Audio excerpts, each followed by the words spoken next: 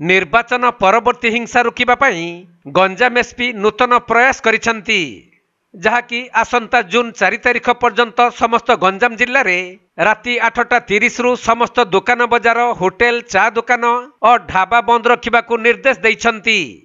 एथि सहित जिल्लार समस्त थाना अंचल रे पुलिस और केंद्रीय फोर्स पक्षरु मिलित फ्लैग मार्च करा जाउछि। सही क्रम रे गंजाम खलीकोट रे मध्य एसपी जगमोहन मीना मिलित उद्यम रे खलीकोट थाना अधिकारी नरेश कुमार साहू, एसआई भक्तचरण मुखी, एसआई प्रार्थ प्रतिमा देवता और एसआई हरे कृष्ण सामल समेत पुलिस कर्मचारी और केंद्रीय फोर्स मिलित खलीकोट और श्रीकृष्ण चरणपुर पंचायत उपर तीक्ष्ण नजर रखी फ्लैग मार्च करा जाउछि। सूचनायोग्य जे खलीकोट श्रीकृष्ण शरणपुर रे राजनैतिक हिंसाकांड को नहीं दिलीप पाहानंकर मृत्यु होइथिला। तेणु निर्वाचन हिंसाकांड को आखि आगरे रखी शांति श्रृंखलार सहित दुकान बजार बंद करिबा पई तागिद करिछि पुलिस।